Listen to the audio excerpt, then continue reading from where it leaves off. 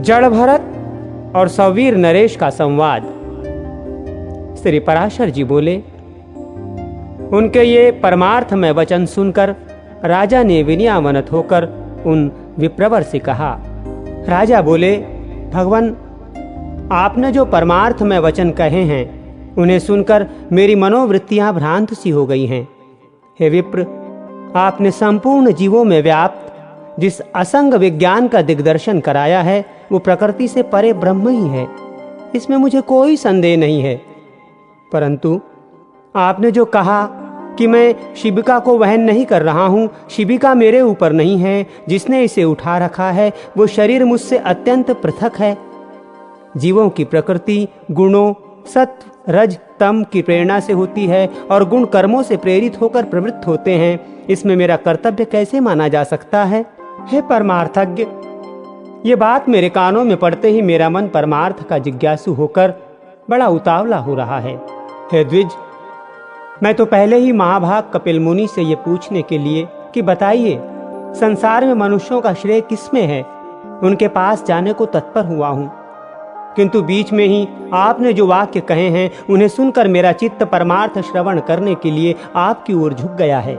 हे द्विज, ये कपिल मुनि सर्वभूत भगवान विष्णु के ही अंश हैं। इन्होंने संसार का मोह दूर करने के लिए ही पृथ्वी पर अवतार लिया है, किंतु आप जो इस प्रकार भाषण कर रहे हैं उससे मुझे निश्चय होता है कि वे ही भगवान कपिल देव मेरे हित की कामना से यहाँ आपके रूप में प्रकट हो गए हैं। अतः हे द्विज, हमारा जो परम श्रेय हो वह आप मुझ विनीत से कहिए। हे प्रभो, आप संपूर्ण विज्ञान तरंगों के मानो समुद्र ही हैं। ब्राह्मण बोले, हे राजन, तुम श्रेय पूछना चाहते हो या परमार्थ? क्योंकि हे भूपते, श्रेय तो सब अपारमार्थिक ही हैं। हे नृप, जो पुरुष देवताओं की आराधना करके धन संपत्ति पुत्र और राज्यादि की इच्छा करता है उसके लिए तो वे ही परम श्रेय हैं। जिसका फल स्वर्गलोक की प्राप्ति है वो यज्ञात्मक कर्म भी श्रेय है, किंतु प्रधान श्रेय तो उसके फल की इच्छा न करने में ही है। अतः हे राजन, योग युक्त पुरुषों को प्रकृति आदि से अतीत उस आत्मा का ही ध्यान करना चाहिए, क्योंकि उस परमात्मा का संयोग रूप श्रेय ही वास्तविक श्रेय है।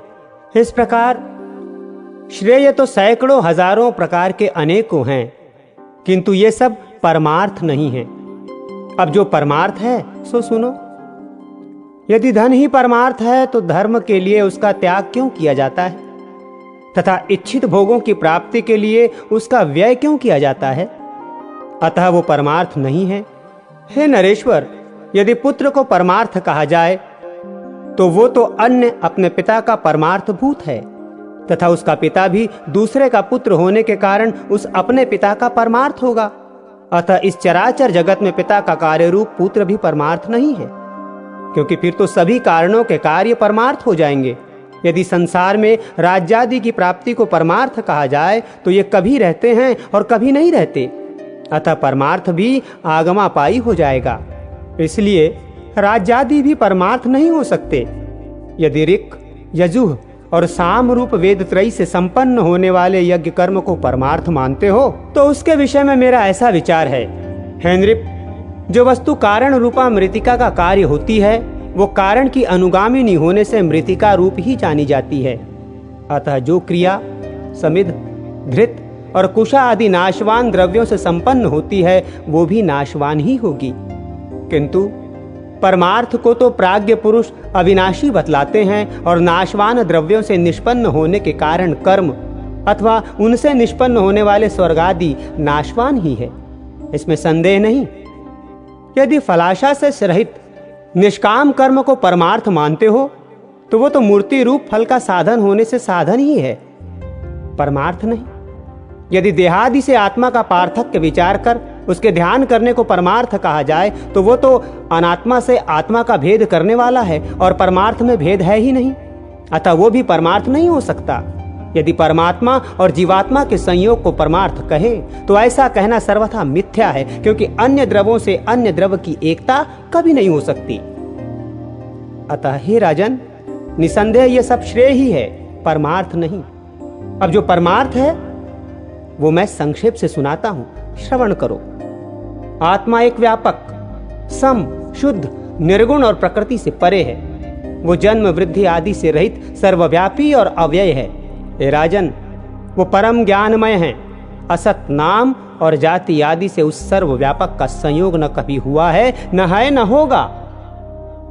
वो अपने और अन्य प्राणियों के शरीर में विद्यमान रहते हुए भी एक ही है। इस प्रकार जो विशेष ज्ञान है वही परमार्थ है। द्वैत भावना वाले पुरुष तो अपरमार्थदर्शी हैं।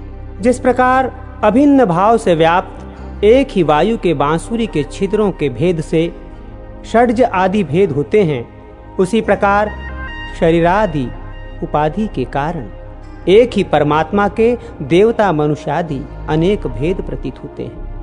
एक रूप आत्मा के जो नाना भेद हैं, वे बाह्य देहादि की कर्म प्रवृत्ति के कारण ही हुए हैं। देवादि शरीरों के भेदक का निराकरण हो जाने पर वो नहीं रहता।